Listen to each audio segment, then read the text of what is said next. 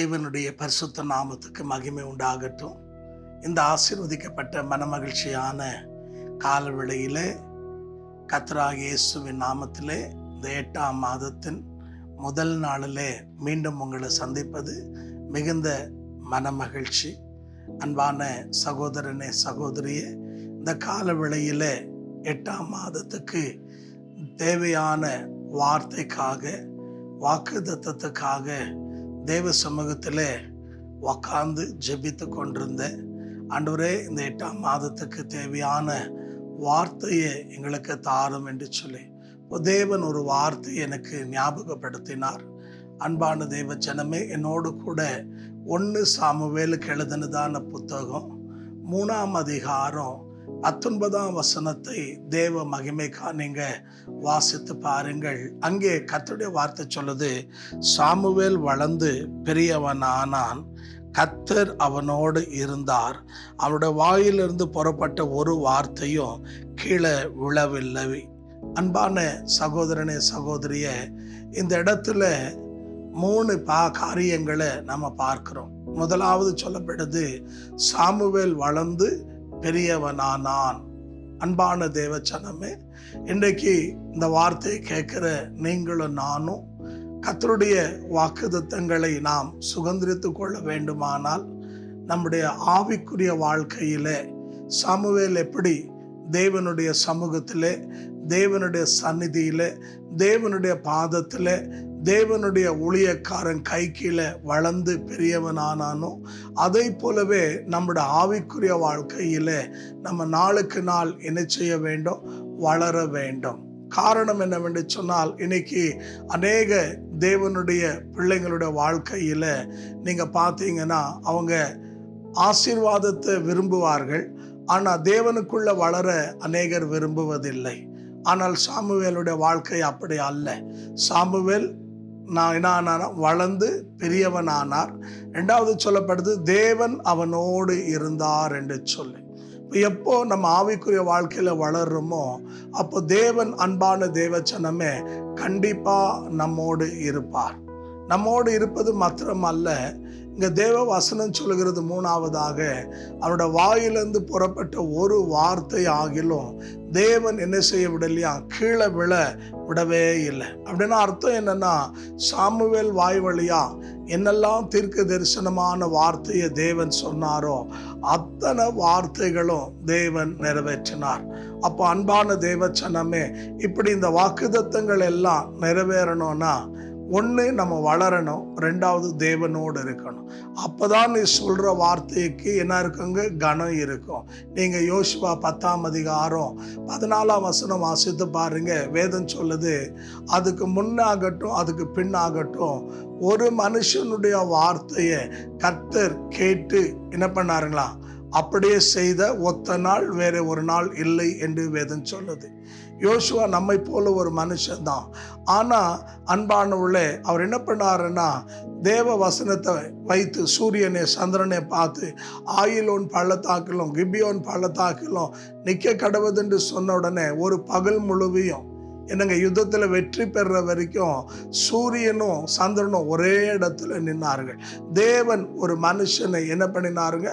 கனப்படுத்தினார். அப்போ இன்றைக்கு இந்த 8ஆம் மாதத்துல அன்பான தேவச்சனமே, உங்க வாயில வர ஒவ்வொரு வார்த்தையும் கனம் பொருந்தியதாய் காணப்பட வேண்டுமானால், தேவனுடைய ஒவ்வொரு வார்த்தையும் கனப்படுத்தணும்னு விரும்பினா நீங்க முதலாவதாக என்ன செய்ய வேண்டும்?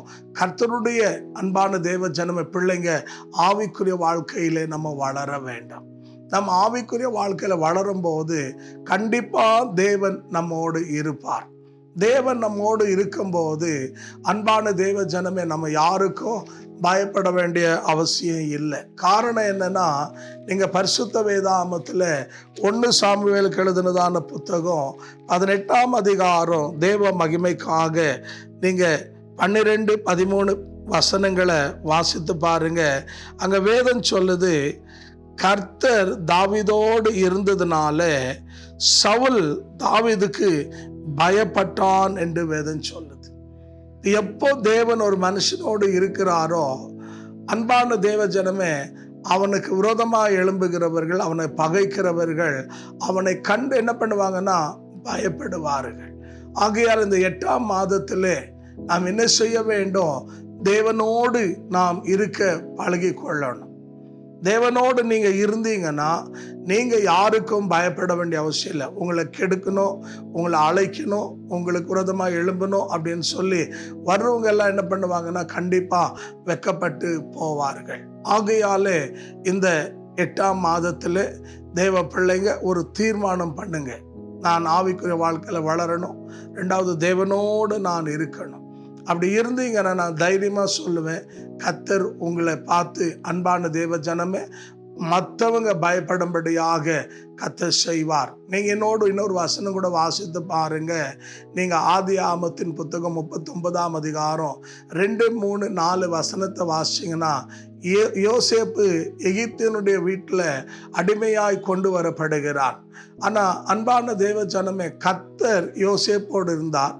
அவன் கையிட்டு செய்கிற எல்லாவற்றையும் தேவன் வாய்க்க பண்ணுகிறார் என்று அவனுடைய எஜமான் கண்டான் என்று வேதம் சொல்லுது. அப்ப அன்பான தேவ ஜனமே, ஒண்ணு தேவனோடு இருந்தா உன் வாயிலிருந்து வர வார்த்தை கீழே விழாது. 2வது தேவனோடு இருந்தா நீ யாருக்கும் பயப்பட வேண்டிய அவசியம் இல்லை, உன்னை பார்த்து மற்றவன் பயப்படுவான். 3வது தேவனோடு இருந்தா நீ கையிட்டு செய்கிற எல்லாவற்றையும் தேவன் வாய்க்க பண்ணுவார். ஆகையாலே இந்த 8ஆம் மாதத்துல அன்பான இந்த முதல் நாளில் தேவ சமூகத்தில் ஆண்டவரே, சாமுவேலோடு இருந்தவர் என்னோடு எங்களோடு குடும்பத்தோடு நீங்க இருங்க, எங்களை பார்க்கிறவர்கள் உம்மை பார்க்கத்தக்கதாக எங்களுக்கு உதவி செய்யும் என்று சொல்லி இந்த மாதத்தில் நீங்க ஒரு தீர்மானம் பண்ணுங்க. கண்டிப்பா கடந்த 7 மாதங்கள்ல வித்தியாசங்களை இந்த 8ஆம் மாதத்துல கண்டிப்பா நீங்க காண்பீர்கள், உணர்வீர்கள். உங்கள் கண்கள் அதிசயங்களை காணும். கண்டிப்பா தேவன் உங்களை கொண்டு பெரிய காரியங்களை செய்வார். யார் உங்களை அலட்சியம் பண்ணாங்களோ, யார் உங்களை கெடுக்கணும்னு நினைச்சாங்களோ, யார் உங்களை அவமானப்படுத்தினாங்களோ, அவங்க எல்லாம் அன்பான தேவஜன்மை வெட்கப்படும்படியாக அவளுக்கு முன்னாலே தேவன் உங்களை கனம் பெற்றவர்களாக தேவன் மாற்ற அவர் வல்லவராக இருக்கிறார். ஆகையாலே இந்த வார்த்தை கேட்டு நாம் இந்த 8ஆம் மாதத்தில் ஆமா ஆண்டவரே, நாங்கள் வளரத்தக்கதாக தேவனோடு இருக்கத்தக்கதாக வாயிலிருந்து புறப்படுற ஒரு வார்த்தையும் கீழே விழாதபடிக்கு நாங்கள் அநேகருக்கு ஆசீர்வாதமாய் மாற எங்களை தகுதிப்படுத்தும் என்று சொல்லி நாம் ஒரு தீர்மானம் பண்ணுவோம். கர்த்தர் நம்மை ஆசீர்வதிப்பா. இருக்கிற இடத்துல தலைகளை தாழ்த்தி கண்களை மூடி தேவனை நோக்கி நாம் ஜெபிப்போமா. பரிசுத்த பிதாவே, இந்த மனமகிழ்ச்சியான காலவிளைக்காக நன்றி செலுத்துகிறோம். வானம் பூமி மாறினாலும் என் வார்த்தை மாறாது என்று சொன்ன தேவன், இந்த வார்த்தையை சமீபத்திலும் தூரத்திலும் கேட்ட, அன்று விசுவாசித்த, ஒப்பு கொடுத்த, ஏற்றுக்கொண்ட எல்லா தேவ பிள்ளைகளுக்காக நாங்கள் ஜெபிக்கிறோம். அன்று ஒவ்வொரு பிள்ளையும் சாமுவேலை போல வளரத்தக்கதாக, கர்த்தரோடு இருக்கத்தக்கதாக, அவனோட வாயிலிருந்து புறப்படுற ஒரு வார்த்தை வீணா போகாதபடி இவர்கள் ஆண்டவரே கனம் பெற்றவர்களாக மாற, அன்று எப்படி தாவீதுக்கு சத்துருக்களுக்கு முன்னாலே பந்தி ஆயத்தப்படுத்தினீரோ அப்படியே இந்த பிள்ளைகளுடைய தலைகளை உயர்த்துவீராக.